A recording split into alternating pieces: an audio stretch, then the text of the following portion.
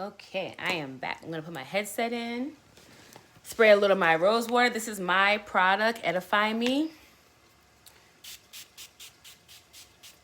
It got a little chilly up in here, so I put my sweater on. And we're gonna get into these reaction and this response video to Master Fundi Fe and her video. I want to say it's called the mind consciousness of the Black community.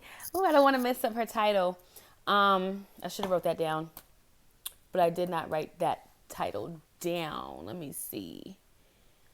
Master Fundi Fe, and she did a video recently on the mind programs of the Black community. So you have slave, you have jail, and you have free men. And so I wrote some notes because based on what I've been going through, it was very helpful to me. I haven't heard some of the stuff she said before, and it was like really like new information that was really like beneficial to me healing what I'm healing, what I got going on. So I wrote down like the very important awareness points, things that I'm going to be studying further. And then also stuff that stood out to me and spoke to my heart, mind, and soul. That's how I organize my notes. So I want to jump right in because first of all, I never knew who Fundi Fe was, Master Fundi Fe. My homegirl brought it up to me, and I was like, oh wow, I never seen this person before or heard about them before, but I was immediately attracted to her teaching style, immediately saw value in the fact that she works with her hands and creates things. I was very much like, wow, okay. I love women that are passionate, powerful, in touch with their dark goddess, you know, all of that. She might not subscribe to any of these terms that I'm using to describe her, but this was my experience of her. And so this is my reaction response video to what I experienced and what I felt and became aware of watching this previous video. I was very vocal under her video about how this was healing information and da-da-da. So let's just get right into it because I don't want to spend a lot of time. Okay, let me give my disclaimers. This is my experience of a video. I'm going to do my best to not paraphrase too much certain things she said or make it my own because it's her content. It's her lessons that she's teaching. So I'm just doing a video on how this impacted me, how it is helping me in real time, and the value that I took away from it, okay? So if I misquote her or if I say the wrong thing, it's not intentional as it relates to sharing her content and her video and what I got from it with you all. So the important things that stood out, like, okay, so I have heart, mind, soul. Let's start with the mind. During this, what my mind received during that 2-hour video that she did, Fundi taught me that I have lived with a mindset of a slave most of my life. I learned that I have had a lot of slave programming at a very young age. And then after that, going into the Dr. York cult, it was very much like a jail mindset. And this jail mindset was kept in place by my family, my mom. I don't think they even know this is how it is. But I experienced that jail mindset. If you watch the video, you'll understand what I'm talking about recently with my mom, meaning everything was good and new trauma, new information was interjected. And my whole it felt like my whole foundation of what I was building with her was like ripped from me, but it wasn't an outside force. It was her. And when I'm bringing this up to her to like say, hey, let's stabilize this. Let's get it back going easy. It's like, nah, that's on you. And it was like, what? So I experienced this firsthand with my whole life, the slave mind thing, and then the jail mindset. Like, I didn't know that's what that was. In my mind, intellectually, I'm aware that I have only just begun the process of being a free man. This information really helped me to put down shame and the thought of defeat, because there was some thoughts there that was like, dang, this is where me and my mom is at again. Like, I thought we was doing the work. I felt bad about myself. I felt defeated, and I felt shame that I had to like go no contact with her. Like, I felt really shame. Like, is this something I'm doing wrong? I felt so, but when I watched this video and I could see, like, I was raised this way. I was, wow. And I know so many people who are raised this way, especially in the Black community, that slave mindset of your parents telling you this is what it is, this is how it is. And then I'm Trinidadian, so being a Caribbean family, she touches on that. I remember, like, very young, having a feeling with my family, like it's either all for the family or you go against it, like a mafioso type vibe. Like, you either for the family or you against it. And that was very challenging to grow up with that kind of, because it made you feel like you couldn't be yourself. And I didn't appreciate that growing up, always feeling like that's how I became such a great actress. Disassociation and being the character that I thought would be the best character for the moment. So if they needed someone, if I felt like someone chipper was needed, and it seemed like the friendly personality, the playful personality was most valued. So even now I have to tell my friends, like, if I'm in a situation with we're being social and you notice me getting a little too like, oh my God, I am either scared or I'm triggered in some way, and I'm just trying to cope in real time. My actual personality is a lot more, I guess you could say, a little darker, a little more intense, a little more straightforward. I'm very direct in my communication style. But when I'm triggered and I have a certain way of being, I get super, super like, oh my God. And that's not really how I am. It's a triggered personality based on trying to be the best personality in the household to keep things, even keel. In my heart, I was affected because she took the time to use information for actual healing. Meaning, things she said and how she presented it created opportunity for me to heal.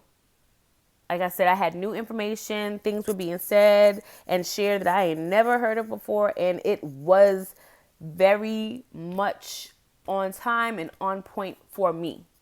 Maybe it might not be healing for other people, but for me, the information she shared, Master Fundi Fe, was extremely helpful. She also confirmed to me why Tai Chi is in my heart. It gave me a lot of direction in my joy. Because I did Tai Chi. I used to do Tai Chi years ago at the family gym. And I remember when I would leave this exercise class, I would have brain congruence and heart. I would have brain heart congruence. It was a notable feeling of my brain, the two hemispheres working together. I could feel it. It was a noted difference. And I wanted to get back into it. But, life is just like, and so there's times I get on YouTube and I'll put Tai Chi videos on. When I'm watching my Amazon Prime, I started back getting into it every now and again, and it would still have that feeling. So when Fundi goes through the 13 postures, and I have them written down, I went back and listened to everything she said and wrote it down, because that information again made my heart just feel open. Like, sometimes when you go through those types of emotional neglect and stuff like that, it's a little bit challenging to like know yourself, because you've not been validated at a young age for just who you are. So you've been validated in ways that are either negative or not validated at all. So by the time you're learning about what validation is, for me, it was like an unhealthy, like I didn't want people to validate me, but I needed it. So that would be expressed in these really awkward kinds of ways. And then when I tried to validate myself, I was garish, loud, and obnoxious, because I just didn't have a centered sense of being. And what happens is I start to kind of stand up for myself slowly but surely and try to create more healthy relationships and a healthier relationship myself. So going to therapy, seeing counselors, getting mentors was a big thing with that specific thing, as far as validation and knowing who I am and knowing what I'm good at and really believing in myself. That was a process to really believe in myself. It was a long, arduous process in believing in myself. But where I'm at now is that I do believe in myself, and I know that I'm deserving of healing and love and all these great things and nurturing. And I'm able to give that to myself through nature, healthy relationships, being validated by myself and other people who validate themselves and love me. That validation feels really good, and I know how not to go overboard with it. So yeah, I was really into, that information, and it opened up my heart. The information that she put out really opened up my heart to myself, and it let me know that I do know I can trust myself. It reaffirmed. And I'm going to go into why this is important in the video, and later in the video when I think about the awareness points, because she said so much that made me aware of so much. On a soul level, y'all hear that? It's going down somewhere. Okay. On a soul level, she nurtured me. This woman don't know me. I don't know her personally. We don't know each other. We never met. I just discovered her this past week, maybe like Friday or something like that, Thursday, with my homegirl. Brought her name up as we were talking about some carbonation and nature boy stuff. And shout out to Onyx Tarot. That's my girl. Hey, let me give her a shout out right quick, because she gives me a lot of shout outs. If you watch her videos about my rose water, which is great for the skin, sets makeup naturally, has a beautiful smell. It's been distilled, so it doesn't have the color in it. But it also works wonders on your nervous system. It relaxes you. It induces feelings of love and care and nurture. So that's my product. But Onyx Tarot here on YouTube, y'all need to follow her. For when I say the cards don't lie, there's a lot of people who do cards. But when sis do cards, sis do cards. She reads the tarot. She's very proficient in it. The accuracy is off the chain. A lot of things that carbonation and Eligio and velvet and all these things. She even talked about drugs. The young lady using drugs to like cope and things like that. Like, she be putting it out there in a way that's healing and not like negative. Onyx Tarot on YouTube, and her pick of cards are my favorite. So I had to give my sis that beautiful shout out. So let's go into these VIP Master Fundi awareness points. These are things that I'm going to be aware of as I'm taking in, because I listened to her video 6 times. I listened to that thing 6 times. So here's some things that I learned, and maybe this might help you. Hopefully it does. If it doesn't, like I always say, take what is for you, leave the rest, Everything is not for everybody. For real, for real. So I want us to be, and myself to be, conscious of how we're raising our children. Are you prepping them as slaves, jail people, or freemen? Like, that made me so meaning I believe that being raised like a slave and then a jailman is why I was like in a 15-year abusive marriage. Why I was with someone who I thought it was okay to be with someone who controlled me physically, mentally, emotionally, financially, physically harm my daughter, by putting their hands on her, putting their hands on me, being around women and friends that did not celebrate me, just accepting whatever people gave to me and trying my best to find a safe place in that and never finding it. And now that I'm aware of this, it's like I have my daughters will be 22 and 15 in April. I love those girls. I raised them. I always say I raised them like white people, meaning I let them do what they want to do within reason. Master Fundi Fe says, expose your children to as many masters as you can. I have done that with my children. I grew up very sheltered. I didn't see my mother have any friends. People did not come to the house. The closest thing to a master teacher or something like that was Dr. York, and this nigga was highly abusive and crazy and on some other shit. So that was very endearing for me to hear, because I'm doing that with my children. And I want to share that with other people. Like, expose your children to what's good in life. Don't have them locked up in the house, sheltered because of whatever happened to you or whatever didn't happen to you. Get therapy and then let your children live and breathe. The next thing is know the noble arts. I never heard of this. These arts help assist in governing this realm. You governing yourself in this realm. They include grammar, arithmetic, rhetoric, logic, geometry, music, astronomy. I looked it up, and some people had some other stuff on there. Self-defense, philosophy. Man, I'm trying to tell you, like, grammar alone, when she breaks down grammar, Like me as someone who's a practicing a dark witch and all this other stuff, that I get into, that I dabble into. I don't like to really say that publicly because people don't have an understanding. And when you, like she says later in the video, let me go to that one. When you're a conformist, you will be misunderstood. So when I say things like that, people are going to be misunderstanding me. They're going to be judging me. So I don't like to give out that information. But for the purposes of what I'm saying now, I'm giving that information out. And I remember one of my lessons was learning about like what a grimoire was, which is your book of spells, your personal book of spells and magic quotes and affirmations. And it's linked to the word grammar. And then we think about how as brown people, sometimes we take it too far with the ebonics. We take it too far with the boasting of like, well, I ain't with that American system of language, da da da. But then that means that if you don't know it, it could be used against you. It could be used against your children. So learn it. Arithmetic, learn it. I remember that I didn't get, in high school, I graduated with like a general diploma because of my math. I could not grasp, algebra. I took geometry in a basic math class. I love geometry. I'm really good at geometry, but the basic math, division and stuff, it was so hard for me to learn it.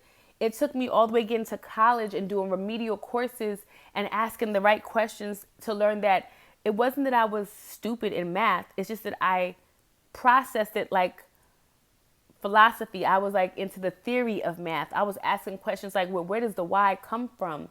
What is algebra good at helping us in our... I was asking questions to the point where my teacher was like, don't ask anything because when you ask a question, you confuse the whole class. So can you imagine being told by an educator in high school that you're not to ask any questions to learn the material because when you ask a question, you confuse the whole class?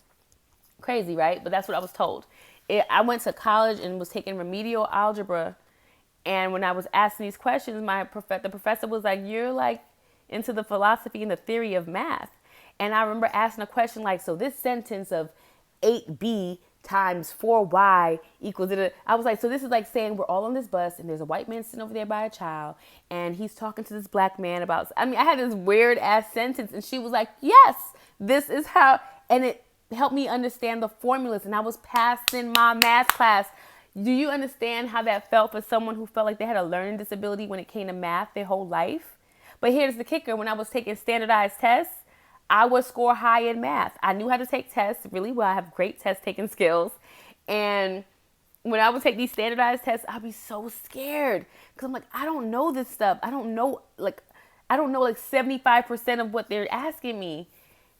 I can do some basic division, some basic multiplication, kick my ass. Some basic addition and subtraction, but y'all get into these fractions, all this high level multiplication, I don't know. I'll be afraid, but because of my test taking skills, I would pass these math classes. But how many of us are exposing our children to grammar in that way to know what's being said to you or about you? Rhetoric. I took a speech class at Hepzibah High School. I'll never forget this. And my whole world opened up because I learned what rhetoric was. I learned about different types of speech, explorative speech, debate. Like I was on the parliamentary procedure team. So I don't debate no more, but sis got skills. I know how to take information, decimate it logically, listen to how you're talking, grammar, and assess how you're going to answer questions in advance. Man, I'm a beast when it comes to debate on a whole nother level, and I don't even do it anymore. This hair is really starting, because I can see it and I can feel it shifting. It's really bothering my little braided turban. Philosophy, self-defense. I was raised to not defend myself. I can see already this is going to be a 2-part video, because I don't know how long I can go on here for. I think it's like 20 minutes or something like that.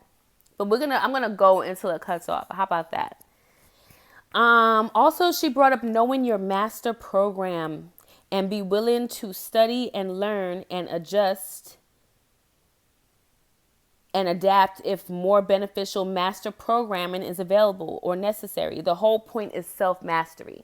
So I may be paraphrasing there, but to talk about your master programming, meaning how was you raised? The first programmer you have is your mother, or maybe your mother and your father. And their programming may be coming from their religious teachings or their mother and father. For me, my master programming came from my mom, who did not really provide me with a foundation. So again, there's that slave thing coming up. I didn't have a foundation. So for me not having a foundation, it's a little bit challenging sometimes in the past for me to know who I was, what am I standing on, what do I stand for, to know my mind. I didn't know my mind. I didn't really know my heart.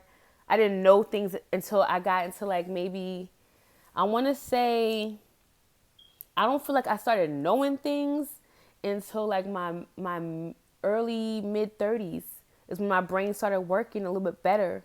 I was After therapy, my brain was working. It was not working before. Literally, I was like in a mental fog all the time.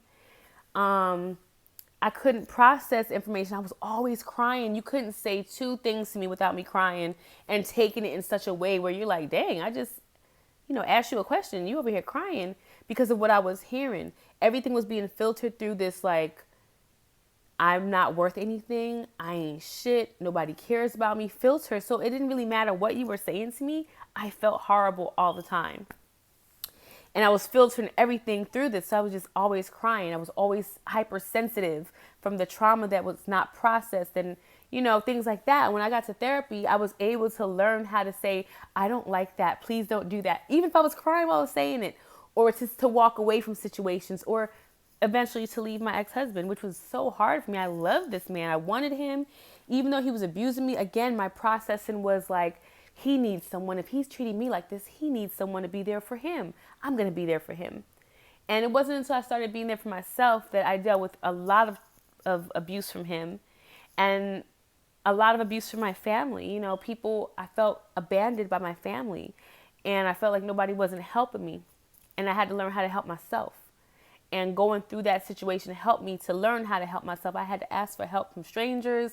I had to ask for help from family members who showed they could show up. I had to accept the help I was getting. I had to learn what help was beneficial, what help was not beneficial. I had to learn that my crying was not in vain and that tears are not evil. I had to learn that I wasn't evil and that I wasn't bad. And I had to learn that I was worthy and I had value. Ugh. Which brings me to awareness point from Master Fundi. No man or woman is the way.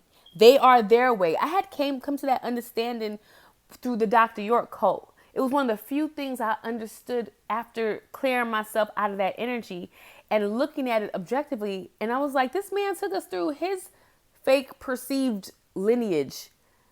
When I got into the community, we were wearing face veils. Shortly after that, we started wearing the saris, like the Indian people, hijabs and stuff like that. Hebrew Israelite kind of looking wear. Then from that, we were doing like some Indian stuff and wearing cowboy western as we got into our native. I'm from Trinidad. What does a red feather Indian, what does that have to do with me? I'm from Trinidad. How are we following Native American culture but my family's from Trinidad. What does this have to do with me? You know what I'm saying? And then from there, we're going into Egyptianology and Christianity. It was just a lot. And I realized about one of the few thoughts I had coming out of that cult situation in my early 20s was that this man took us through his lineage, his life's experience or whatever, and then use all this other information he read to distort truths, taking two truths and a lie and putting it together and sharing that information with us, and we're believing it. Child. So I learned that no man or woman is the way. They are their way. And that is very important because I still was dealing with like, I want to be good for my mom. I want my mom to have a good daughter, and I want to be this good daughter. But it's like, I got to be me. And I'm a good daughter. I am a good daughter. I'm a great person. I am kind. I lead with honesty. I am direct. At this point, I can be a little too direct maybe, but I can be a little gregarious in my directness. I still work on listening more than I talk, which is sometimes a challenge. Especially if I'm triggered and I feel like I have to argue my point. Oh God, it's a little testy there. But this comment, this awareness point, I will call that Master Fundi shared was no man or woman is the way. They are their way.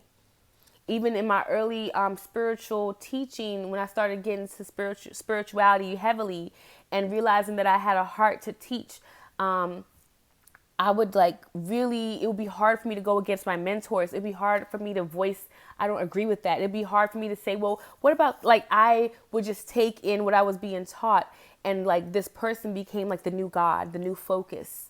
And it's one thing to be exuberant and joyful and really, I'm easily excitable. So again, if you look at Fundi Fe's comments under this video, I'm gonna tag in this. You can be like, what is she? She's just I'm just a happy person. I love being in joy, and I do that effortlessly. You know what I'm saying? So I'm not going over there to worship Fundi. I'm not going over there to take her wisdom and replace my wisdom with her wisdom. These are very important awareness points. Fundi has made me aware of some things, and that is what I'm thinking about. I have an awareness of some stuff that maybe I didn't have an awareness of, or I didn't have a deep awareness of or understanding of. So now I do, and I like it. And I can say that to her. I like what you're sharing. I like what you're teaching. I relate. I understand. This is helpful. I have no problem doing that. The next awareness point that I learned from this video is that you can't forget anything as long as your brothers and sisters remember. And she's talked about this as she went into the noble arts, and people were saying this, and that. And to me, coming from a cult upbringing and a large family, I just think, and then even being connected to the greater collective, we talk about the Reconstruction era and slavery and how those parents were killed, which means that aunts and uncles were killed. And those children who came up in that slavery, they did not know themselves. And the brothers and sisters they grew up with did not know the stories because the parents and the aunties and uncles and grandparents were killed and kept away and sold off and things like that. And so we don't know, a lot of us don't know certain things about ourselves. A lot of us don't know our oral traditions still. A lot of us don't know ourselves. A lot of us have no memory of anything greater than EBT, public housing, public transportation, poverty. You get what I'm saying? So I love this statement because it says you can't forget anything as long as your brother and sisters remember. It's important for us to remember. For me, I ain't saying I'm going to be on some trauma bond stuff, but that thing that happened with Dr. York and all that cult stuff, I don't forget it, and I talk about it openly and freely because I don't want other people to forget. Because now we're looking at someone, Carbonation is following in these footsteps, and we think about cult leaders as white men or men who got a lot of money and power. And what we're looking at is people who are being emotionally neglected by themselves and others and being physically harmed. And yes, these are adults, but this behavior is coming from somewhere. Some of our parents have this behavior towards us of neglecting us emotionally, minimizing things that we've gone through, physically harming us, mentally harming us. And there seems to be no one cares, especially, no one cares. So I have a great memory, and I'm not going to forget, and I'm going to talk about the things I don't forget so my brothers and sisters don't forget, and so that way the opportunity for healing is even greater, is more available. It's at 28 minutes. I'm looking at the time. I don't know if it's going to come up at 30 minutes, because I remember when I first started doing this, they was like, you got 10 minutes. It was like, you got 10 minutes to do this, or 15 minutes, I think the limit was. Now I'm up to 30 minutes. Let's see if it cuts off at 30. It's beeping. We'll see. I'll come back with part 2 if it does. I'm gonna let this get to 30 minutes and see what happens, because I don't want to talk and get cut off.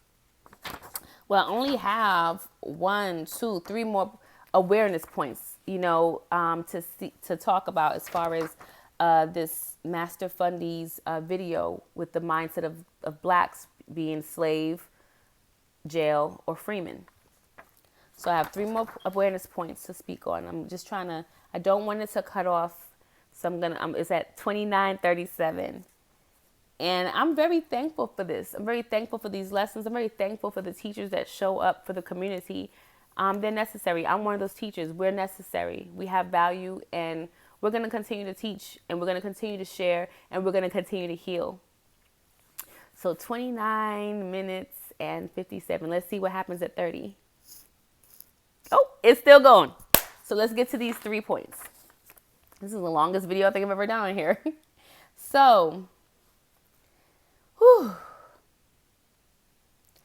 she said, teaching your children grammar and rhetoric and logic sets your children free. I cannot agree with this more. I mean, I am very big on grammar with my children. I don't have the best grammar.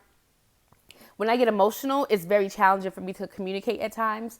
My writing, I love to write. I'm a writer. But as I'm getting these books out, I will be definitely needing an editor because my grammar is not, I don't put periods. I don't put periods everywhere. I can have long run-on sentences. I use the ... for everything because that's how I take a breath. I'm a rambler. I talk fast. ... Next point, ... Like, so I write sometimes the way I communicate. And if I'm in an emotional space, it's sometimes not clear. It's sometimes not, the best. And sometimes I like to rest on, well, you know what I said, right? But how intelligent do they have to be to know what I said? Because if it's not written in the right way or spoken with the right influx of grammar, because you can speak grammar as well, meaning a period is a pause. You take a breath. So if I'm speaking and being grammatically correct, as they say, I take a pause. After I've said a statement, I pause. I stop. It's a period. If I'm making a long-winded statement, I take a break, comma, and I continue to go. But when your children know this and they know, when I discovered what rhetoric was, oh my God, I couldn't believe, and I learned it in speech class, and we were learning it as it relates to debates and politics. And rhetoric means it's like bullshit. It's like a fancy way of saying, I'm not lying, but I'm dressing this thing up in a way that serves it serves, I should have looked up the actual definition. I'm going by what I remember from high school. I just remember it being, so I'm paraphrasing the definition, but what I learned is that it's like bullshit. It's a way for me to bullshit you in a politically correct way. So I'm using words and language in a way that says, I don't know what I'm really talking about, but I'm going to keep moving forward in this conversation with you and basically dress up my not knowing what I'm talking about in a way that seems like I do. I don't think that was clear, but rhetoric is something that's used in politics very heavily, which means that they're saying a whole lot of nothing. I think that's the best way. You're saying a whole lot of nothing. It's going to be nothing, but you said a lot. It sounded good. And if you know grammar real well, you can say in a way that's soothing, where I think you did say something of value, but you have not. Logic, meaning I'm able to deduce what you're saying. I'm able to look at your body language. I'm able to take in information and logically apply it and use my emotions as well to kind of back up what I'm meaning. It's not so much a feeling, because emotions and feelings are two different things. Emotions are like sad, angry, happy, joy. So when you're giving me this rhetoric, it might make me feel happy, but that don't mean I'm supposed to be happy about what you just said. So if I'm able to deduce what you're saying and think about it in a certain kind of way, logically, I'm able to know, I don't want to follow this. I don't, even though it's making me happy. For instance, when I first discovered Eligio Bishop, Nature Boy, Carbonation, I was like, wow, okay, look at these brown people in the jungle connecting. Oh my God, he teaches knowledge. But the more I listened, I was like, that's not true. That's not how that goes. That's not logical what he's saying. And then the more I paid attention, I was like, yo, I'm not getting a good, my emotions, I'm getting angry. I find myself getting angry at this dude. And even if I'm communicating with him, I find myself handling him like I handle someone who's dangerous. I'm talking to you and I'm respective of your space and you as a person, but I'm moving sideways in a sense you've showed some dangerous things. So I have to be aware of when we speak or however we speak. I have to be aware of your dangerous side. So that keeps me out of certain conversations, certain interactions with him. It keeps me from allowing him to claim me as a wife and certain things as we were conversating. I hate that word. As we were talking in the DMs very early when I discovered him, I immediately stopped that behavior when I saw how toxic and hurt this man was in a way that was not helping anybody, including himself. So, teaching your children grammar to understand what people are saying and communicating to them, teaching them what rhetoric is so when they'll know when someone's bullshitting them, and teaching them logic so they understand how to logically deal with situations that may trigger them to have an emotional response. It's going to say, I do these things with my children. So I just felt like other people need to know, like, this is some good stuff, which means that your children, I let my children question me. They're allowed to have a dialogue with me. If I say, especially I have an Aries daughter, I have this little Aries daughter. She challenges me all the time. She always is like, why I got to do it like that? And then she'll be nice about the shit, really. She'll be a little bit like spicy, but I know that's part of who she is as an Aries. They can be impulsive in their communication. They can be leaders. They're leaders naturally. So there's kind of like a ego already in place of, I know this, I know. Even if they don't know it, I know it. So I deal with her accordingly because I don't want to break that down. I don't want her spirit to be broken. I don't want that fighter in her, that person that meets you head first and says, hey, I want to talk to you about this. I don't want to kill that spirit in her. So I allow her to do that. I allow her to ask questions. And I already touched on this. So yeah, this is good for your children. Grammar, rhetoric, logic. I already touched on this one. If you're a nonconformist, you will be misunderstood.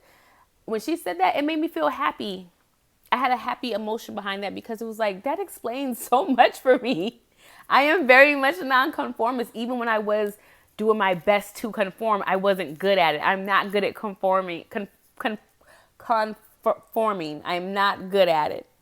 I try to be, and my face, like, I have a good poker face, but then when it comes to like conforming to some bullshit, it's like I got a glitch. Like, you can see it in my eyes. Like, nah, I ain't gonna be able to go with that.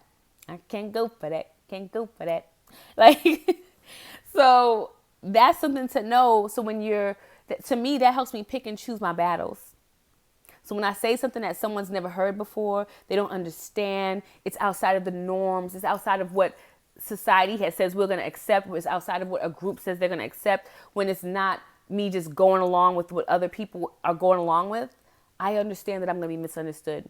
So in a way, she kind of freed up some space in me emotionally to understand that people aren't misunderstanding me because I just easily misunderstood. I don't conform. I go the left path. I take paths in my life that other people are not willing to take or have taken. Some of these paths that I have taken, even in my own family, I'm the first one to take it. So, it comes with the territory. And the last thing, which I'm going to end this video on this note, because I'm going to do another one on what else has helped me this weekend with the skeptical spiritualist, whom I love. I love his contact. I love his energy. He's a great guy. Great teacher. If you cannot restore your mind, and this one might be paraphrased a little bit. If you cannot resolve your mommy issues, it is not fair. Let me say that again. If you cannot resolve your mommy issues, it is not fair to terrorize others with your unhealed and unprocessed pain.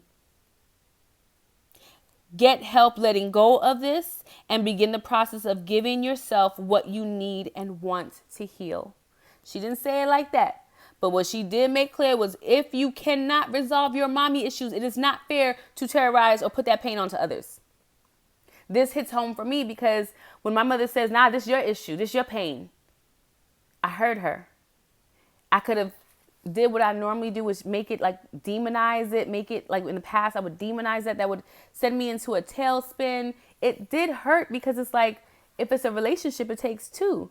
But you're saying, not only do you not relate to what I'm saying, you don't relate to other people's what they're saying. You giving me a lot of information that lets me know that you have not resolved your mommy issues and your traumas, but you claim you have none.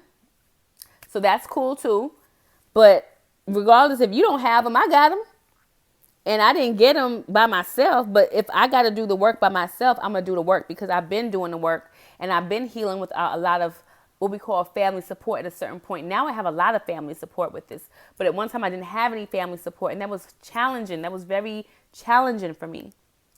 So to have family support now and to still support her whenever she's ready, because I'm not like cutting her off like she's dead to me. No, I'm going no contact because she did a jail, what Fundi describes as a jail tactic. She interjected some new stuff. Like she created chaos, and I'm not gonna go for that at this point. So this was the most important one for me, because in that moment when my mother is expressing this to me, I could choose to like feel bad about myself. And I'm going to go into that in the next video, what happened in my mind, in my heart, when this new information is being given to me. Right now, I just want to talk about the awareness points that Fundi put into place that I'm going to be using long term. And I wanted to just share how the content that she shared helped me heal in my heart, my mind, and my soul. So yeah, when my mom is saying those things to me, I realized I got to continue this great work. I got to do this work. I got to continue to teach my daughters and be an example of someone who's aware of themselves, someone who's aware of the healing they need to do. And that you can do that healing, that you can ask for help and you can receive what you need. And that was important. So that sums up Master Fundi Fe's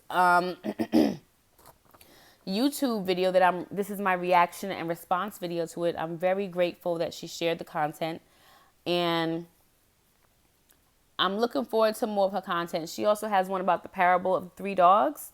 Whew, deep. Blew my mind. You think you got it, and then somebody teaches you some stuff, and then you're like, I got it, but there's more I can get. So I want to say thank you to Master Fundi Fe. You're a gem in the community. And yeah, I can say I definitely appreciated this, and it was very helpful. So you guys go out and check out the video. Hopefully it will have some gems in it for you and unlock some awareness in you and heal you, because that's what I received from it. So thank you again. I'm going to go ahead and get into the next video that I'm doing. I did like, this might going to be my third video for the day. I'm on it today with my journaling. And it's funny because a lot of the stuff that I'm doing on vlogging, I still journal and write down. But when I'm speaking it feels good to just get it out and communicate it. And I'm thankful. I'm thankful for that. So you guys have a good one. I'm Oya Gold. And this is my chaotic transparencies.